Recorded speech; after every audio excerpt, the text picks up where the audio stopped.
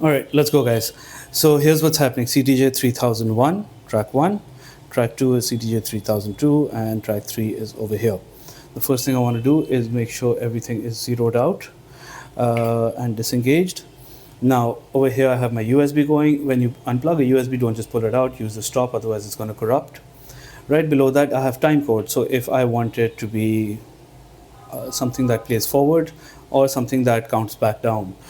So I like to see how much time I have left rather than how much time has elapsed.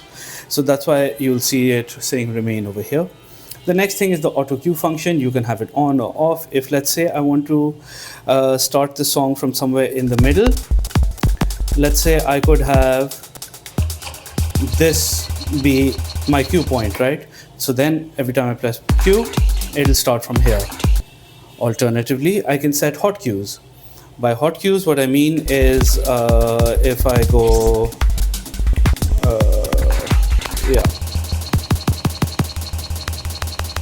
now it's set at A. Okay, and cue is also set over here. Next, if I want to go, let's say, somewhere over here, now B is also set. So it's switching between A and B.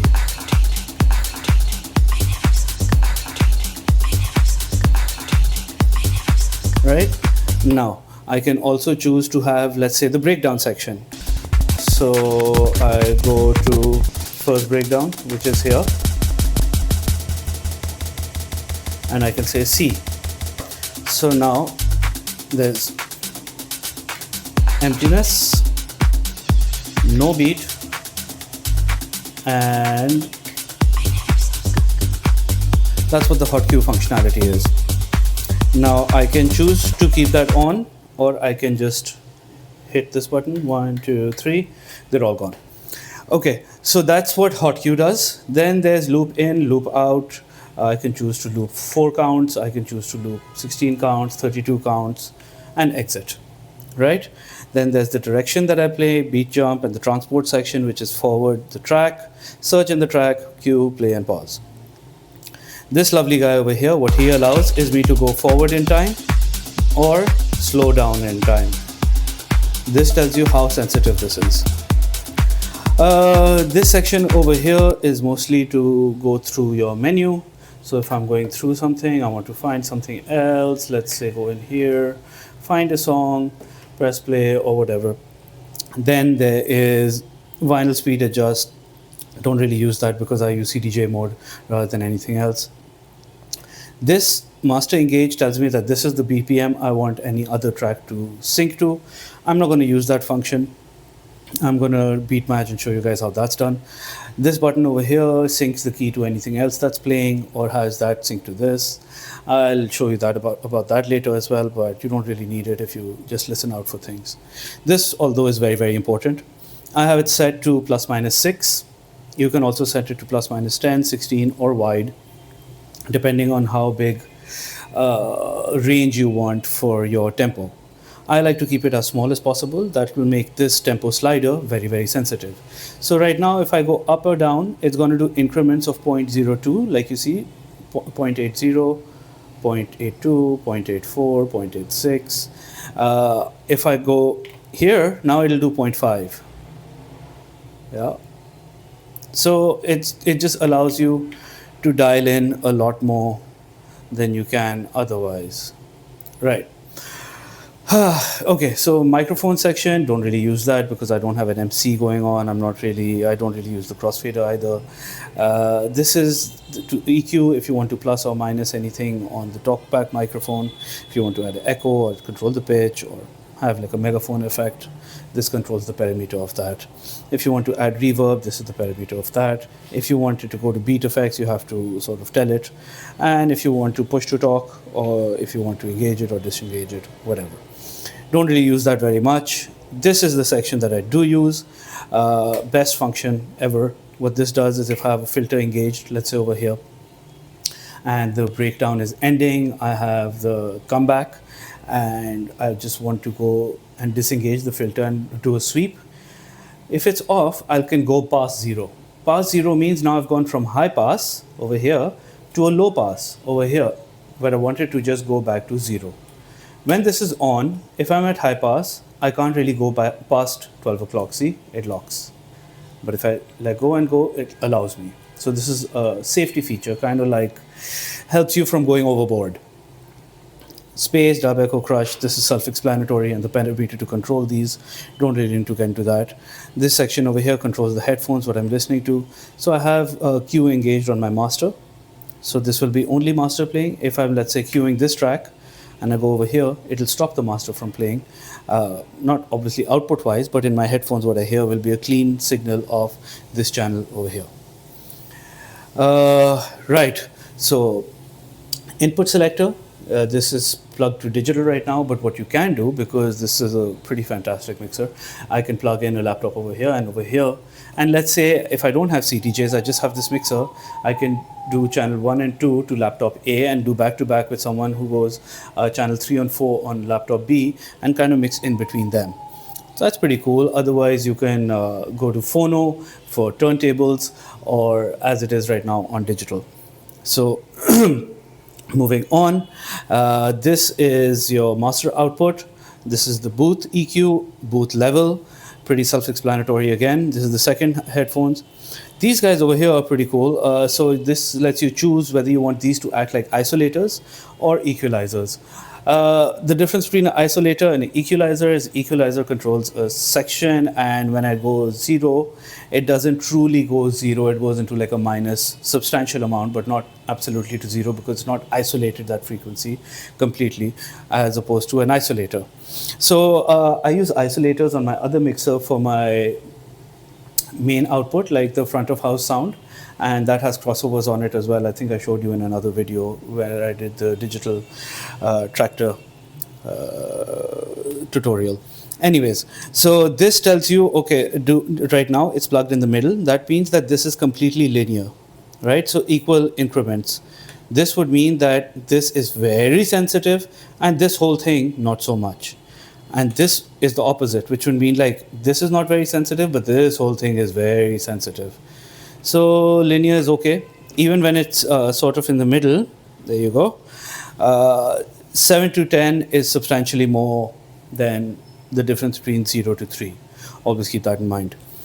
Next, there's the send level, which I can use for, let's say, RMX 1000 or something that I have an external external effects machine that could be plugged into this setup, but not using that right now. This has a fair amount of effects in it.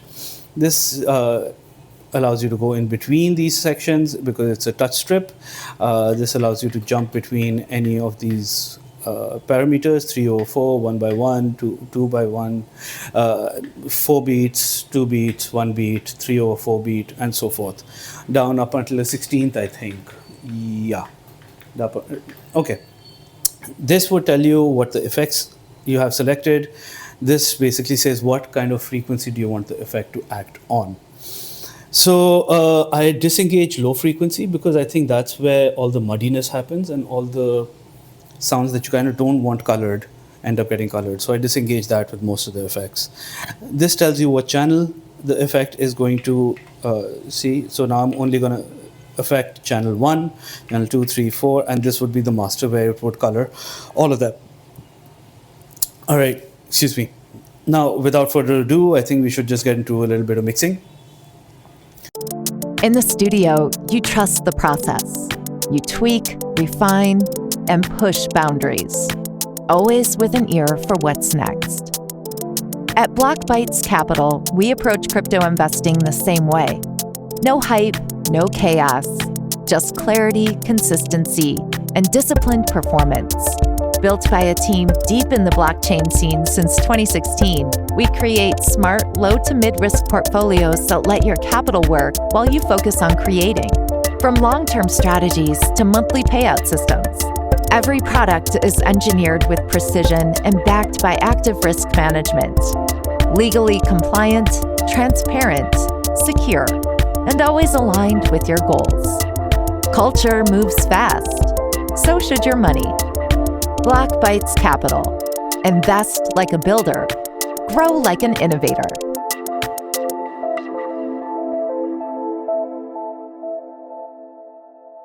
Let us go back to my first cue point. Okay, now let's say I don't have a cue point set. So what I want to do is press play and pause, go back to the beginning of the transient and hit cue. Now it's set.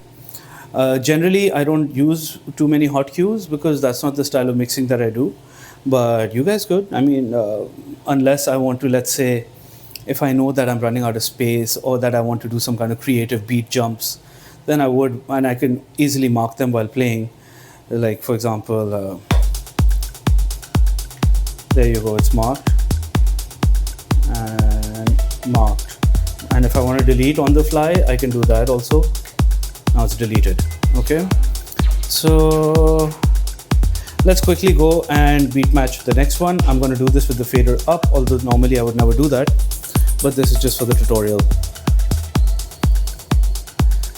Okay, let's reset this, and 1, 2, 3, 4.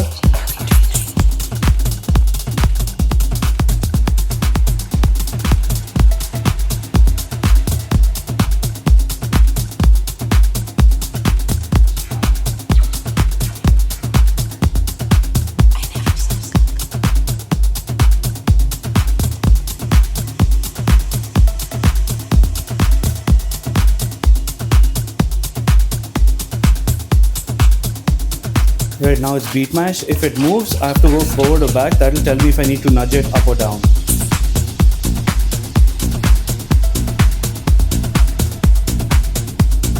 There you go. One nudge should be enough.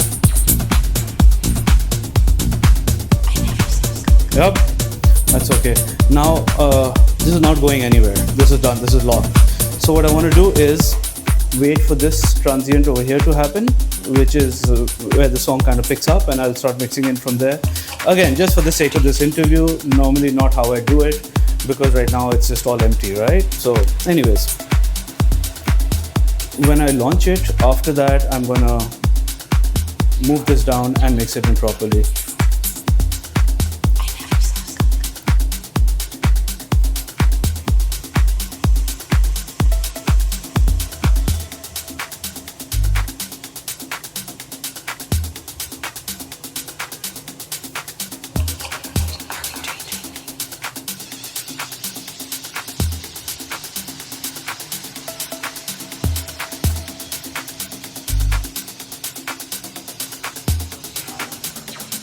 One, two, three, four.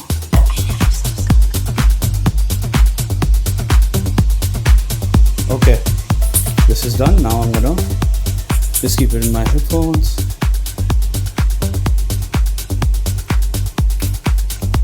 Let's start mixing in.